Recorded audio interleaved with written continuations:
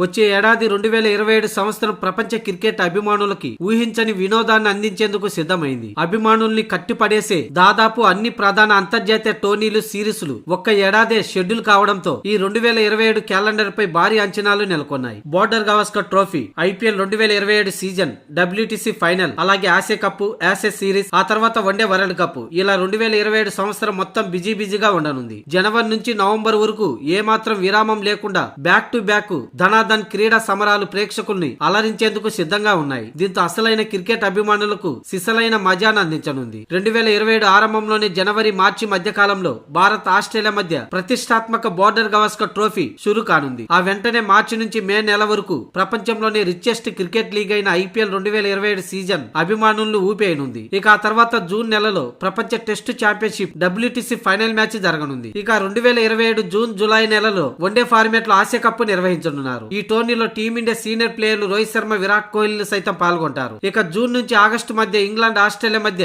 All time classic యాసెస్ series జరగనుంది. ఇక ఆ తర్వాత ఏడాది అసలైన ముగింపు ఆఫ్రికా ఖండంలో లభించనుంది. అక్టోబర్, నవంబర్ నెలలో దక్షిణాఫ్రికా, జింబాబ్వే, నమీబియాలు సంయుక్తంగా ఆతిథ్యంలో ఐసీసీ వన్డే వరల్డ్ కప్ జరగనుంది. ఇప్పటికే ఈ మెగా టోర్నీల క్యాలెండర్ విడుదల అవడంతో సోషల్ మీడియాలో క్రికెట్ ప్రేమికులు సందడి మొదలైంది. టెస్టుల క్లాసిక్ ఫైట్స్, టీ20 లీగ్, అలాగే వన్డే ప్రపంచ కప్ ఉత్కంఠ, ఇలా అన్ని రకాల ఫార్మాట్లలో అత్యుత్తమ క్రికెట్ ను ఆస్వాదించేందుకు 2027 ఒక డ్రీమ్ ఇయర్ గా నిలవబోతుంది. దీంతో 2027 సంవత్సరంపై భారీ అంచనాలు నెలకొన్నాయి.